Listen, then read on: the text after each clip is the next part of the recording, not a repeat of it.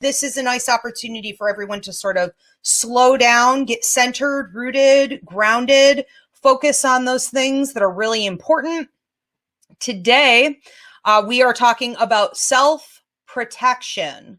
Protection that you may not understand you need, how to properly set boundaries, how to identify when your energy is responding negatively, whether it be to situations or to other people, even to what may seem to be an opportunity that's being presented to you. We're going to talk about staying in your lane and protecting yourself today.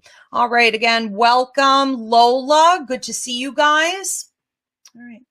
So whether you guys are tuning in through TikTok or YouTube, you can watch old services up here on YouTube at Ask Ivy. Hit the playlist. My cats are going crazy with their toys right now. Let's try to get them settled. Paul, yeah, maybe outside playing with mice. This is probably a much better option. So you guys can go into the playlist. It'll say Roots Revival Interfaith here on YouTube at Ask Ivy, and you can see all the Sunday services. We've talked about everything in recent months, from controlling your ego to overcoming fear with love to doing shadow work. Okay, so it's always a beautiful time here. So welcome, everyone. I'm Pastor Ivy Rivera. I'm a psychic medium, and we have with us our numerologist, Reverend Danny Johnson, and our astrologer, Reverend Christina Del Rey. How are you guys? Wonderful. Thank you so much. Awesome. Okay, happy to be here with you. So the way we do our Sunday services here at Roots Revival Interfaith is through interaction. I want to invite you guys to post your questions, your comments. If you want to talk about something specific on this topic that may be happening in your life, we are going to be addressing those questions and comments throughout. And we also encourage you guys to post your prayer requests or healing requests now. You don't have to wait. Later on in the service, we will be focused on those and doing a prayer and healing session. Also, if you guys would like to leave donations, always greatly appreciated. All right, so today, let's talk about self-protection. What I find with most people stuck in a situation where they aren't properly protecting themselves, it is due to guilt or obligation. It's often this concept of blood is thicker than water, or possibly being trapped in a relationship dynamic, like a marriage or a long-term relationship. Maybe people have children with someone else. They have made themselves obligated. And once we start to invest in any situation with someone else, the more time that is spent investing, the harder it is to leave it behind. And the less likely it is that people will identify that it is, in fact, toxic. I will need the TikTok. Okay, so let's talk about what you're supposed to do in a situation like that. I think the first thing is to be prepared for the way other people are going to try to coerce you into staying.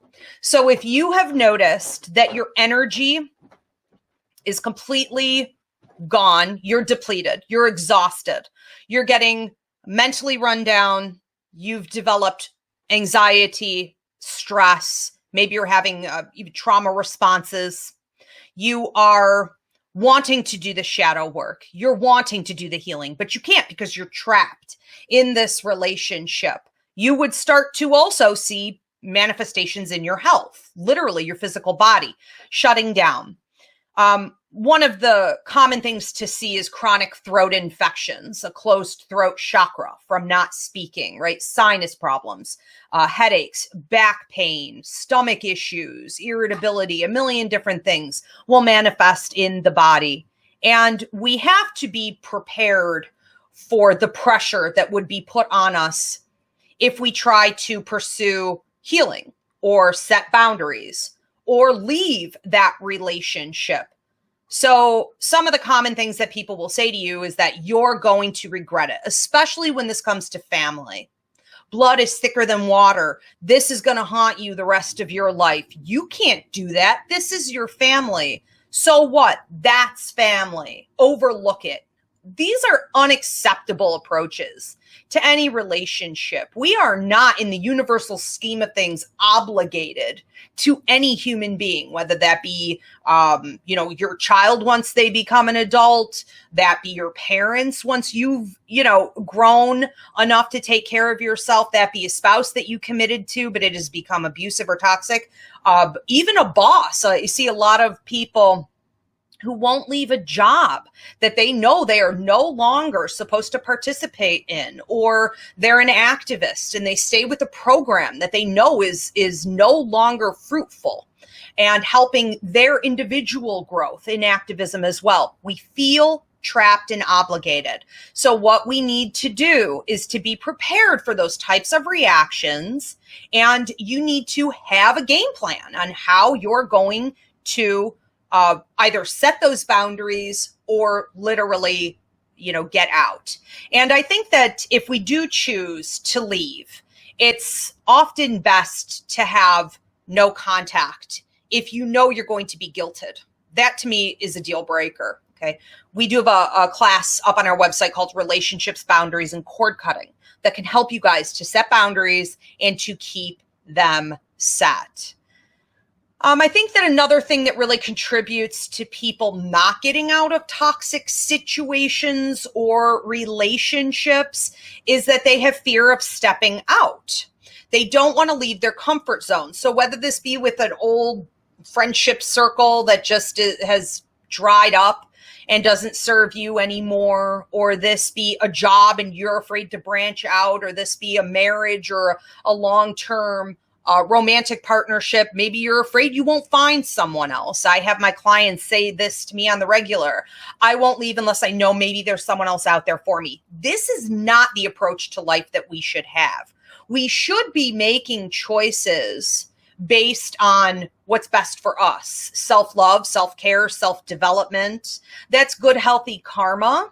And staying just because you're fear-based in any situation is going to bring negative karmic kickback from the universe. This also means you can't use manifestation. You can't use law of attraction.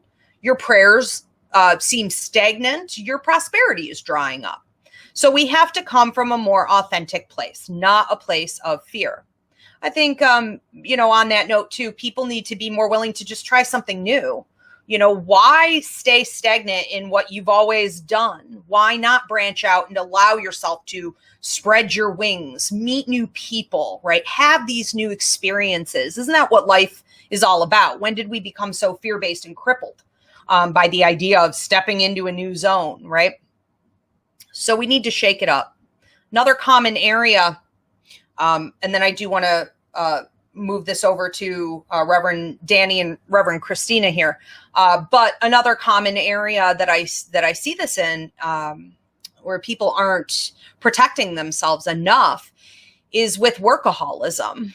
And I see a lot of generational bickering over this one, where older generations will say, how dare you ask for vacation time? How dare you come newly into a job and expect to have more health care? How dare you expect to leave on maternity and have sick days? Well, that's not out of bounds to expect those things. There are many, many, other countries where this isn't something we have to beg and fight for. It is a healthy mentality that if we're sick, we should also be able to pay our bills and live and survive. It's a healthy mentality that we should take time away, especially over something as huge as the birth of a child. We need to have mental health days.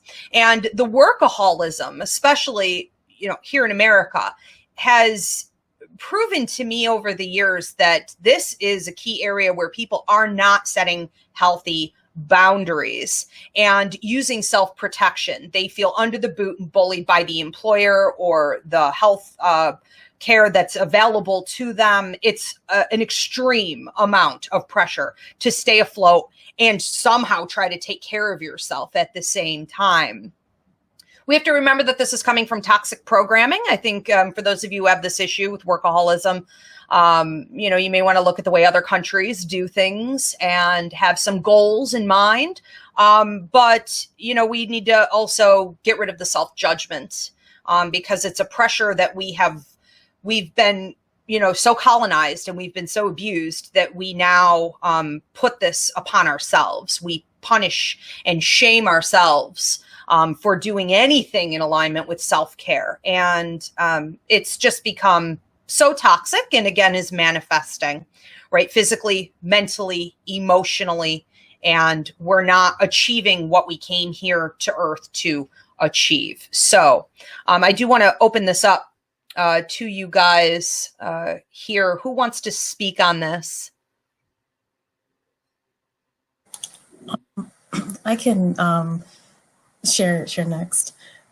So with the thing with protecting ourselves, the thing is, as human beings, as people, especially as healers, but just as humans in general, it is our God-given right to protect ourselves.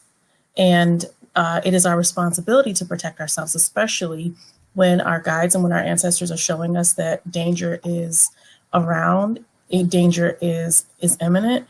It's our responsibility to stop it, especially when we've been warned about it.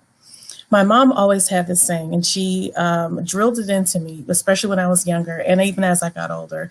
And she would say, God doesn't smile on us when we allow for them to take advantage of us and hurt us. Like, God doesn't smile on us when we give and give and give to the point of depletion. He said, my mom always said, like, that's not what God wants for us. God doesn't want us walking around depleted and hurt and feeling sickly and wayward. Like, she's like, that's not what God wants for us. And so that's something that I have over the years that I've had to really reflect on and remember, because especially like we're all blessed in different ways and we're all given gifts. We're all given natural raw talent. And sometimes we're given, whether it be resources, whether it be energy. Energy is a resource. Energy is our most precious resource. And no matter what our capabilities are, what we're born with, we have the right to protect what is ours and to just give it away for folks to be able to take advantage of. And no one is entitled to that. And the one thing that I've recognized and realized, especially since starting what it feels like the shadow work, it feels like maybe a year or so before starting with and joining Ivy in your psychic academy, is when people really care for you, when people are genuinely invested in your well-being, they'll want for you to protect yourself, even if it is at the expense of them themselves. So it's just, I don't want anyone to hurt you. Even if that means if I'm hurting you, then you have the right to protect yourself from me too. And that is a show of affirmation. It's a show of recognition that our well-being means something to them, and that it shows the power of the relationship, because simply because I'm not able to do something at a particular moment doesn't mean that, number one, it'll never happen. It just means in that moment I can't, and to my detriment, I won't. And folks who care for you will support that. And that is an indication sometimes of who values you as a human versus who values what you do and how you make them feel. So those are some of the things when reflecting and thinking about today, those are some of the things that Spirit kind of shared. And I think that's such a big part of why a lot of people don't want to set boundaries, is because that would require that they reflect on that truth that you just said right there, Danny. It is that when you set a boundary and someone reacts to it negatively, you realize they're using you. You're an energy source for them. This relationship isn't about them helping you or loving you or caring for you as much as it is about them getting what they want out of you. And that is a hard, cold reality. And we can't just keep turning a blind eye to that reality. And, along with that comes a lot of loneliness and, feelings of grief. So it's this whole process that we have to get into, but it is a process that's going to be more and more difficult to get into later on down the road. The sooner, the better, because it doesn't just go away. We can't just wait and hope, that the person will change. We are a responsible, active participant in that awareness and that potential change by standing up for what's right. I love your mother's quote. Brilliant. Christina, what were you saying? I think it's perfect for the Scorpio full moon that's happening tomorrow. I think that, Scorpio is all about honesty and what's not working, what needs to go, because Scorpio is all about transformation, law of attraction. So, getting real about what isn't working. Stagnation is often mistaken for stability, and we need to recognize that stagnation is a form of toxicity, because what happens when something doesn't grow and it's stagnant, it's really dying. So we need to make sure that we are, and everybody gets stuck in a situation, and you just need to really know when to recognize that something has to be done and what to do. I think that fear is what stops most people, and we really have to learn to look fear in the face and be comfortable with change. It sounds uncomfortable. It is uncomfortable, but it's the only way that you grow too. And a lot of people are like, well, I don't want to grow. But if you don't grow, what's going to happen is like Saturn and Pluto and Uranus are all going to come, and they're going to upset your world to the point where you have to change. It's not, the energies are going to push you at some point to change. So it's better if you kind of get a head start. Self-development is huge. If we don't keep growing, like I said, you can't stay in the same spot. That's not what you were meant to do here on Earth. So you have to learn those lessons that you came to learn. Uranus is all about breaking free. Saturn is about being an adult and following the rules. And this year, those two planets square off. So they're in like they're against each other, kind of, you know what I mean? Like, so there's a pull for the new and a pull for the old, and somewhere in the middle, they have to meet. I think that for self-protection on a daily basis, boundaries are key. In being an honest person, being a person who, has their own morals and their own, follows their own set of rules is helpful for that, because, you don't get stuck in anybody else's stuff. Meditating is huge for me. And it's really because, and I've been studying it a little bit different lately, and I've realized that, the mind is it's a mechanism in the body. And when it's left alone, it will sabotage you. It just keeps going and going and going, and it will always go to the negative. So, so training your mind like you train a dog, and it really does work if you work at it enough to quiet it, or to notice that you can step back from the thoughts, because it's not you creating the thoughts, it's your mind creating the thoughts. It's just like, you're not filtering your wastes, your kidneys are doing that. Right. So you're not really thinking those thoughts, your mind is doing that. So you have to kind of like lean back on that.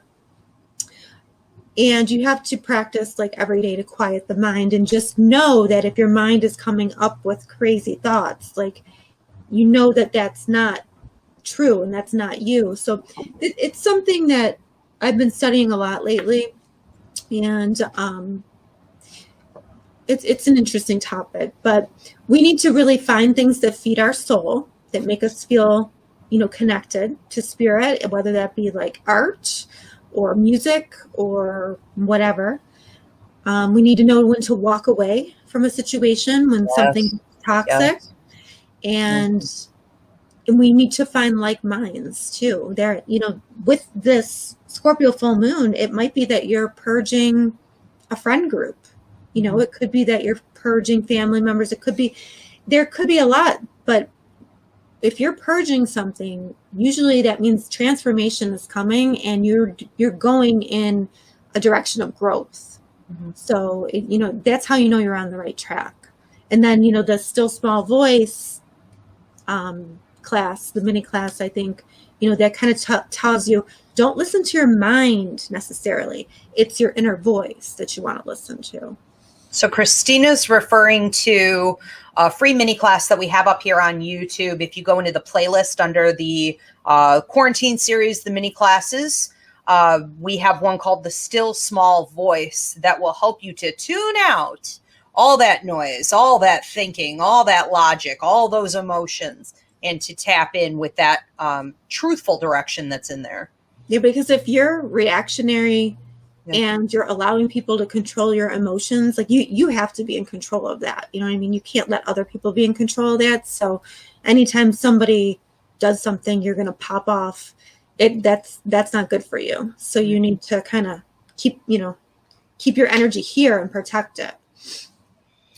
Paul, I do want to ask at this time, Paul, our Reverend and producer here, Paul, if you could post the questions here from TikTok, or anyone on TikTok who had a question, if you want to transfer over to YouTube at Ask Ivy to post your questions and comments on this topic. I just wanted to say, sort of based on what Christina was just talking here, that it's so important when it comes to intuition that we pay attention to the thoughts that we're having, because many of us have something called clairaudient ability. Those of you that get a tinnitus in your ears, a weird ringing or pressure, like maybe a seashell is up to your ear or an airplane's going up or coming down, comes in at different frequencies and in different ways for different people. That in combination with random anxiety attacks, this can indicate that you have clairaudient ability. And when clairaudient ability kicks in, you can have spirits, positive from the light or negative, lower, toxic energies that come in and put thoughts in your head. You're not going to know that it came from somewhere else. Clairaudience is the ability to hear someone else's voice as though it is your own inner thinking. And it's so important that when we are in toxic situations or relationships, that we understand that we can be negatively affected by paranormal toxic activity in the world. We get karmic kickback. So our prosperity is affected. And I always say relationships are at the core of this. When our relationships are really out of bounds, out of whack, whether that be, again, with your boss, but you're thinking of it as work, that's technically a relationship. Your marriage, your family, what have you. Even people who overgive to their children, and it's become a weird codependent situation or abusive and toxic in some way. There's a lot of confusion out there, and we need to look at a couple other key areas: the paranormal activity, the karmic kickback, and the prosperity level. It could be this. We're just not protecting ourselves in the way that we need to. That's a lot, Christina, like you were saying, with the stagnation is not stability always. Yeah, like that too. We think, okay, my life is great now. I have this, I have that. Well, I because the ego always wants more. We're never happy for long, but you're also in a place where you need to grow. So if you're like, well, this is good for the rest of my life. No, it doesn't work like that. It just doesn't work like that. And when it comes to boundaries, we don't need permission to set them. And when it's time for us to protect ourselves, we don't have to ask permission from the person or from any circumstance that we are protecting ourselves from. Number one, we don't have to ask permission. Number two, we don't even have to say it. We can just do it. And when in the same way, Ivy, when you speak about forgiveness, and I love in your one of your mini classes on forgiveness, where you don't necessarily, you have to tell the person you're forgiving them. You simply do it because it's for yourself and not them. And you simply move forward with that forgiveness. Forgiveness is the same way with protecting oneself as well. And it is something that is for our well-being, and especially if we are in the process of doing our life contract work and fulfilling our life contract work that's related to our legacy. It's just, we have a responsibility to the folks who, like the ancestors who have shared their occult wisdom with us, like have downloaded into us, to be able to pass something on, not only to our biological children, but to those who come after us, like those who we care, who we pour into. Like, it's our right. It absolutely is our right. Yes, to get out from these systems of entrapment that have gone on, for so long, that are based on that self-degradation. Someone's got to be trapped in order to uphold a system, of defeat like that. And yes, when we heal ourselves, we heal the generations before us, our ancestors. We heal generations that are coming after us. It's not just about you and your immediate family. It is much, much, much bigger than that. And that's great motivation. I love too how you said, just do it. We have a free mini class here. The forgiveness classes. We also did some here at Roots Revival. I think we did a 2 or 3 part series on forgiveness. If I'm not wrong, but we have to stop thinking of forgiveness as being something you involve the other person in. It does not have to be that way. You don't have to announce it. Just like you don't have to announce boundaries that you're about to set. It's probably best if you don't. Let's not bring a lot of attention to the progress. Let's try just to make some progress. But that forgiveness, a lot of people think, well, I have to get involved with this person again. And it's not like that. Forgiveness comes from a place of release within you. And that is a huge block to prosperity in many ways, not necessarily, to different aspects of your healing and self-protection, but definitely ultimately to prosperity. We do want to clear out any issues we have with forgiveness or bitterness. And I just wanted to say before we get into the comments and questions here too, again, you guys post your prayer requests and healing requests now as well.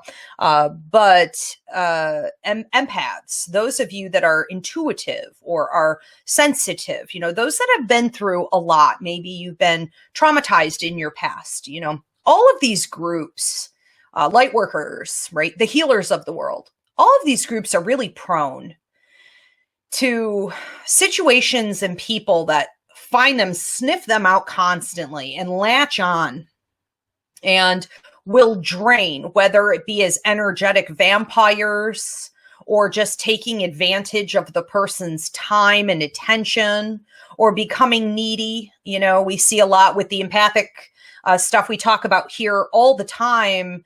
At the Academy, I'm always talking about how, healers draw in people that need that healing. So it's not the law of attraction ideas we're always taught about, that you like attracts like, therefore you must be that way. It's not that way. We put out a healing energy, therefore we attract people who desperately need it. And we have to be very careful getting in obligated relationships or situations with people who have been drawn to you because you offer that, and they don't intend to be equal partners. They don't intend to ever put anything back in. It's just going to be like you're the parent and they're the child. And this isn't ever going to work. Not forever. I know. So, I always hear too, like, oh, well, if you're a light worker, why don't you just do it for free? You're obligated. It's the guilt. Yeah. And I'm like, well, it's an energy exchange. If there's no exchange of energy and it has to be an equal exchange, then, it's imbalanced, and we have to worry about being balanced. That's right. That's just a boundary that we have to set. People are never going to come up with that, probably on their own. You've always got a good handful, but they're not the problem. Yes, people think that because, or like Danny, you said earlier, because you have the energy, they think you should be given it, something like that. Yeah, because you have an ability to channel or to heal others, or a degree or knowledge. Well, you should be giving it. You should be giving it for free. That's just, there should be energetic exchange at all times to show respect. And we think about the numerology as well. There are, as with a lot of the topics that we've discussed as well. Oh, should I continue with numerology, or should we? Yes. Yeah. Go ahead. Say what you were going to say, and then I'm going to read off these questions and comments to you guys. Okay, perfect. So with numerology, there, as with a lot of the topics that we speak about during our sermons, there are a few numbers that really resonate with the setting boundaries and taking care of ourselves. And some of those numbers, especially with our life path number, the number that describes the numeric energy that's with us as we walk our path, and our expression number, the number that is kind of describes who we are in our totality, and our heart's desire number that describes us at the core. Numbers 2, 6, and 9 really resonate because with number 2, the number 2 relates to relationships, especially whether it be romantic relationships or just relationships in general. And when we are focused on the other person and focused on the well-being of others, sometimes to the detriment of ourselves, sometimes that the lower polarity of the number 2 energy is something that we just have to be careful of. At the high polarity, it's beautiful and positive, but we have to make sure that our draw and our core emphasis on relationships doesn't keep us in situations and spaces that could end up harming us, or could end up taking away from our prosperity, as you were describing. And with number 6 is similar to number 2 with the relational piece, but it also incorporates family. So with anyone whose life path or expression or heart's desire number is 6, these are individuals who are kind of considered like the cosmic parents of the universe. These are the folks who have like this, who feel an obligation to show up for family, show up for loved ones, even at one's detriment. And and folks with the number 6 energy also run the risk of involving oneself in situations that could be a little messy, a little toxic, even when it doesn't involve them, but because they want to help, they're like the fixers, and they want to make sure that everything is harmonious. They could inadvertently sometimes involve themselves in things that could naturally just pass, but then once they're involved, they have that sticky, icky energy on them. So they just want to be careful of that. And then also when I think you were describing the like activists and folks who feel how to help to change the world and help to break down systems. Anyone who with life path expression or heart's desire number 9, they're the humanitarians of the. Yep, you are absolutely your life path number 9, and especially those who have a calling to. Not only leave a lasting impact on the world, but recognizes when there injustice is essentially breaks their soul. And I know what injustice, social injustice does to you. And that commitment to helping mankind is something that literally has helped the world and helped the world to heal, and has helped to push us forward. But it's just that because anyone with life path expression or heart's desire number 9, because they are so committed to the cause and so committed to the work, that usually it's the number 9 folks who carry number 9 energy who are the ones who are willing to stay after everyone else has gone to make sure that the project is done. They're the ones that are going to make sure that every I is dotted and every T is crossed. And they're going to be the ones to make sure that what is set to happen actually happens, but not at their own detriment. And in part of the lesson in number 9 energy is the work continues. So even if one particular initiative, you know that it's time to either pass it on, walk away, the work continues in other spaces. And when we release that work in one space, there is work waiting for us in another space, and we will be welcomed with open arms in those other spaces. So it's just those are three numbers where setting boundaries and knowing when to shift and when to move is really important. It's 9. What were the other ones? 2 and 6. 9, 2, and 6. Mm-hmm. So thank you for sharing that. Yeah. But it's so I think I have an echo. Okay, I think, let's see. So one of the things, if you guys haven't picked up on this yet, if you're new with us here at Roots Revival, we are all about intuition here. So our religion is based on a combination of intuitive intelligence, astrology, and numerology. And so we believe that if you understand these three truths, you can find answers and solutions and roadmaps and healing for your life, and really fully understand your life purpose and accomplish the tasks you came to Earth to accomplish. And so what Danny's talking about here, understanding your numbers, what Christina's talking about, understanding your astrology and your planets, what I'm talking about, understanding whether or not you're super intuitive or you're an empath, maybe. This is how we learn that, we are susceptible to certain things, and we're going to be really, really gifted at other things. So get to know, your personal information. That is so, so helpful. And off of what Danny said there, one of the things, if you are one of those numbers, and I'm a 9, perfectionism can really set in, and an inability to delegate, and thinking that you're the only one who can get something done right. Because often you're having to do it alone. But you have to know at some point, you're still not God. Stay in your lane, know when to hand it over, know when your time is done. Don't be the last one to leave the party. Try to think of it in a different way, because it can become obsessive. I know we have some great questions coming in here, and some prayer and healing requests. So I do want to get to these. So Lola, who funnily enough posted later, I think that answered my question, but I do still want to get to it for the rest of you. She said, can you receive karmic kickback if you don't protect yourself? The answer is absolutely yes. So we have to understand that the universe is not here to coddle us. We have responsibility. We have accountability. It is our job to protect ourselves. So when people have martyrdom mentality or victimhood mentality, they actually are helping no one. They're enabling the problem, and they have negative, toxic, karmic kickback from the universe. It's a big fat slap on the hand. Absolutely. Did you guys want to add anything to that?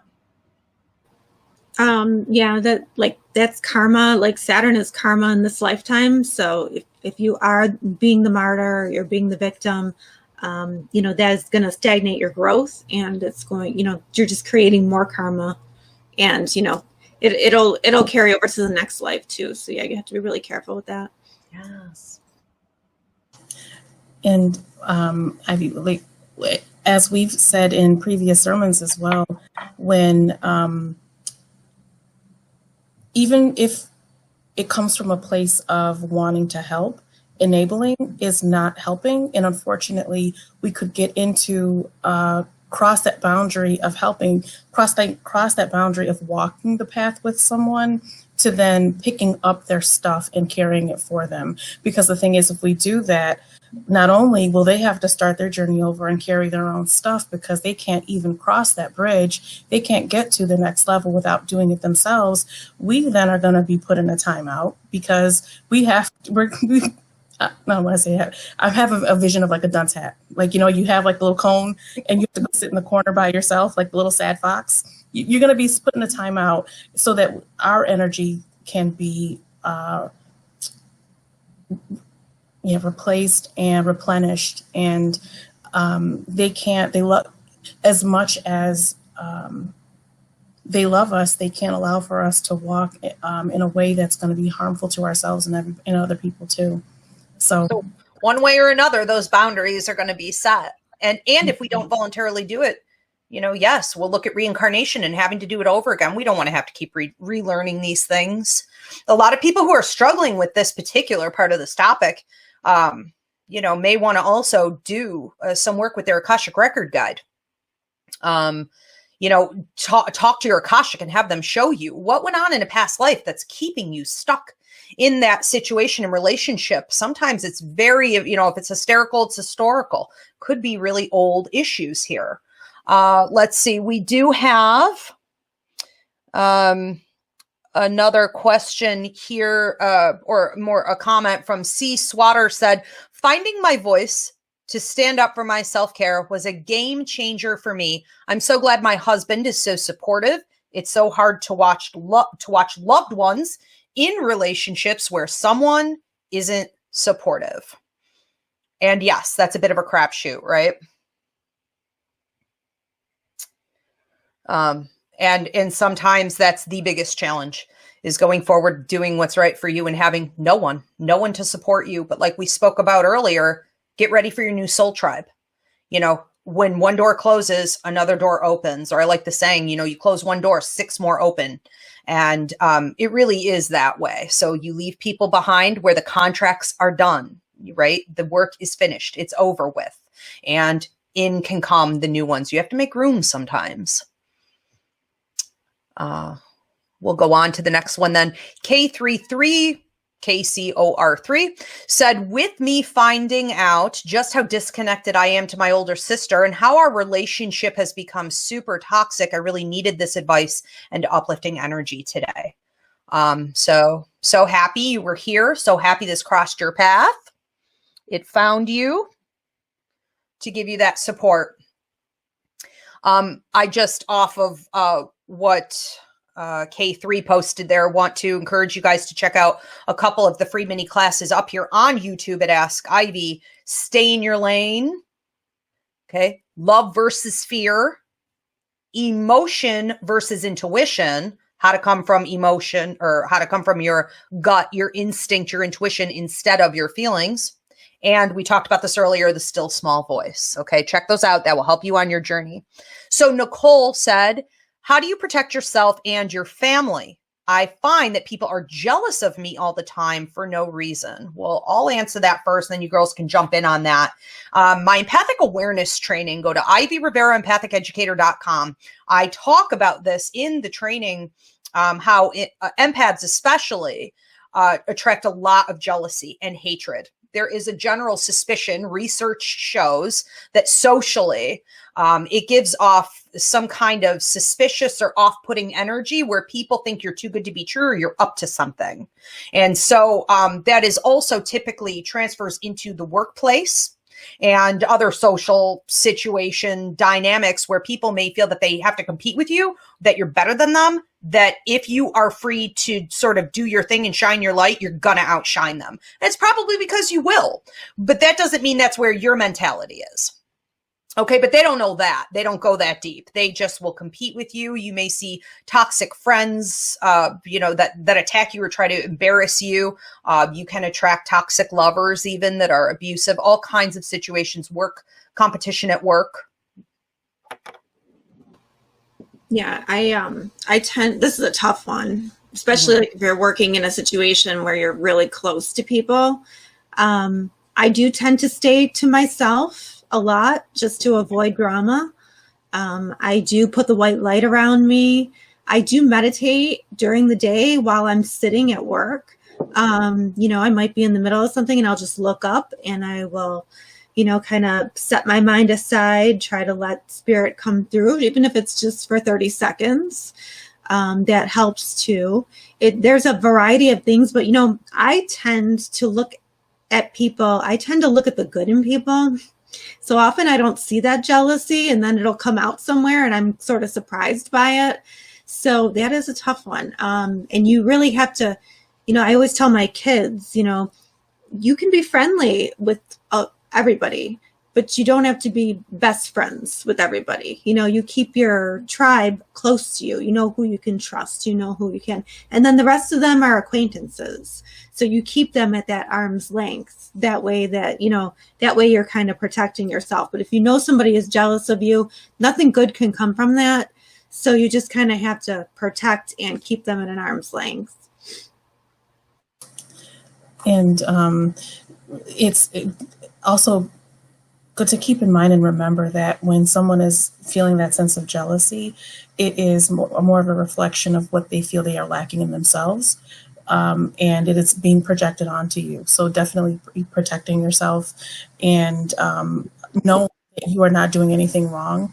Sometimes, especially for empaths, when we either might feel or sense that there's something around us that isn't quite right, or people are kind of outrightly might be somewhat cruel and project in that way. Sometimes there might be the urge to internalize that and say, well, what am I doing wrong?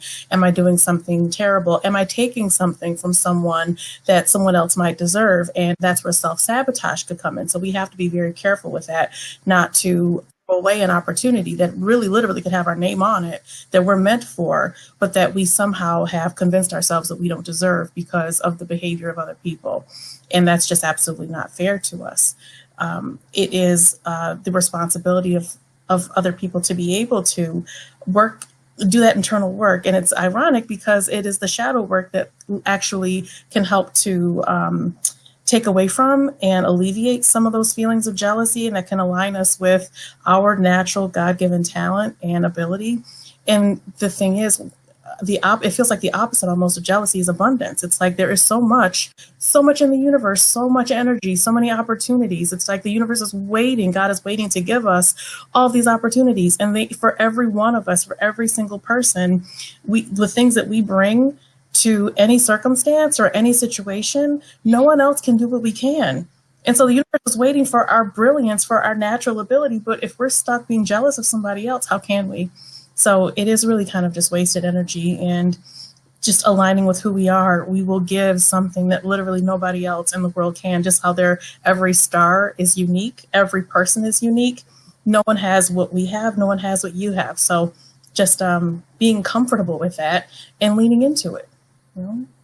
Leaning into it. That was going to be my feedback on that, is understanding that you should just shine so bright you burn their eyes out. Do not hold back. Do not become reserved or shrink yourself for anyone. It will never be worth it. You're just enabling them to stay stagnant in their smallness and that mentality of lack and bottom feeding in the world, which really ties us in to, the other part there that you were saying, how do I protect my family? If that jealousy is coming from in-laws, or it's coming from, I see this a lot in marriages, try to help people out, but maybe your spouse is got a family that's, like sharks around you all the time and things like this. You can't have that spirit of fear, that strife come into your house and do well. Strife will, deteriorate a church, a community, a family. And so you're going to have to set strict boundaries to keep it out and address whoever is allowing it in. Should that be your partner? It's unacceptable, right? They made a commitment to you not to feed toxicity and to take down your house. So it's all about responsibility again. But also this is, sort of a segue here into the next and final question that we have. We're going to get onto the healings and wrap up for tonight. But there's a question here. Are there healers of different types? Not Reiki, exactly, but rather healers meant for different types of trauma. If so, how do you know what kind of healer you are? So this reminds me a lot of what people are talking about with empaths now. They want to create all these different categories and names and slap some, native titles on some of these different kinds of empaths and things like this. And I read the definitions and I think it's all the same thing. It's empathic ability. We don't have to, always categorize it. But this is a really great question because, like Danny was just saying, we all have our own path. We all have a life contract. We all have numbers that are set for us, planets that are set for us, things that we agreed to come here and do. And if we were all doing what we came here to do, there would be no room for jealousy, right? And we would see that people are using their traumas for what they were supposed to be used for. This week, we have a free mini class coming up here called Why Am I Suffering? And one of the things we're going to discuss is how people don't analyze enough how their life trauma, whether it be disability, a disease, a misfortune in any way, how we don't recognize that we signed on to that before we came to Earth, that it's full of growth opportunity, potential lessons, and we're not examining what those are supposed to be. We're stuck in the past. We're stagnant. we're feeling the loss more than we're feeling the potential gain, and we're not enlightened. And if we're not enlightened, then we can't apply it, and we certainly can't help anybody else. So that's a great question. Yes, every trauma that we go through is part of our life path, and it is ultimately to heal others and give that wisdom out. In Ivy,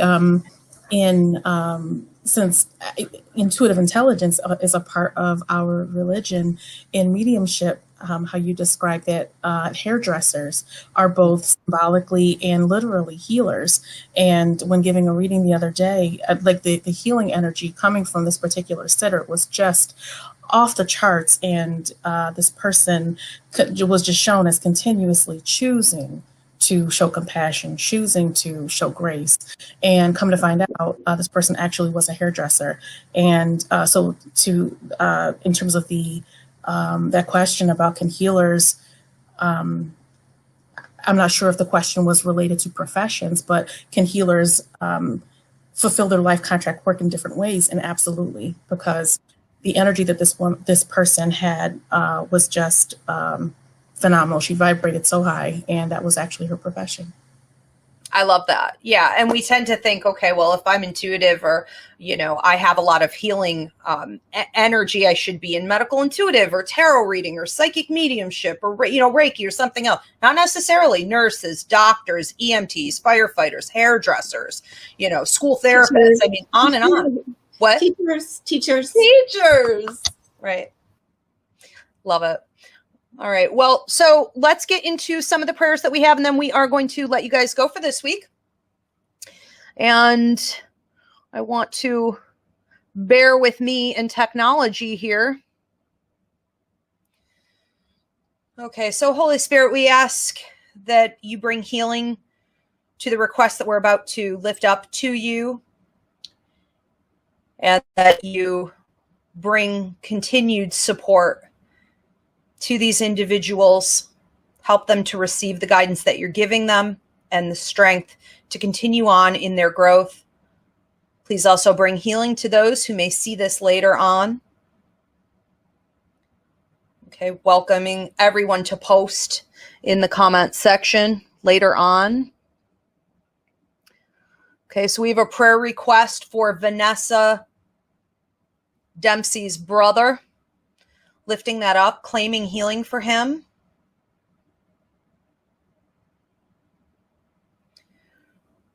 We ask that he receive what he needs.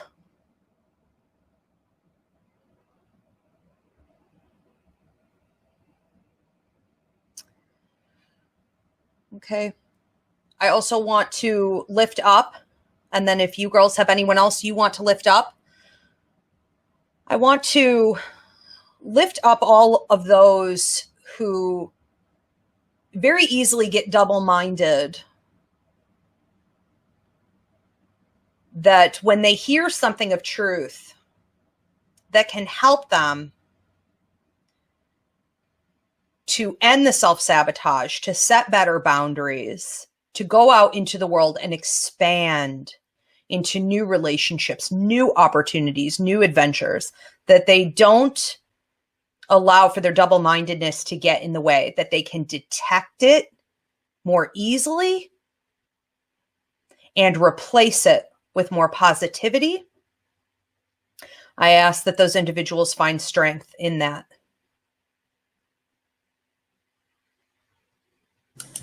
I'd also like to lift up in prayer anyone who is on their journey, on their path, and who are almost at that point of meeting the new versions of themselves, and who might have a bit of fear in meeting that new version of themselves. I pray that they take a deep breath, keep going, and embrace that new version of who they are, because they are waiting for you, and they have everything that you need in order to continue on your journey.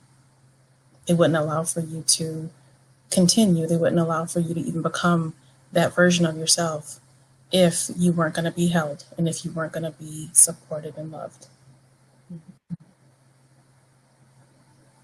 And pray for that evolution. Amen.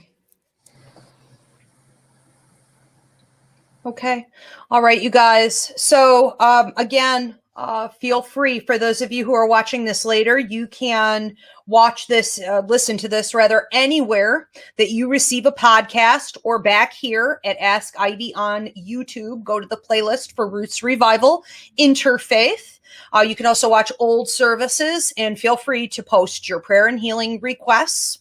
We will continue to bless and encourage and lift these up over the course of the upcoming weeks. And we do a midweek prayer and healing service, sometimes on Wednesdays or Thursdays. Watch for that. Follow me on social media. And if you need something in between the week, okay, we will see you guys there. Thank you so much, Reverend Danny, Reverend Christina, for all your wisdom, your positive energy, and this enlightenment. Thanks, everyone who was with us. And we will see you next Sunday for service at 8 p.m. Eastern. Thank you. Thank you so much. It's a blessing to be here with all of you. It always is. Isn't it nice? It is. I love it. And thank you, Paulie. You're welcome. He's back. Okay. Thanks, See you guys later.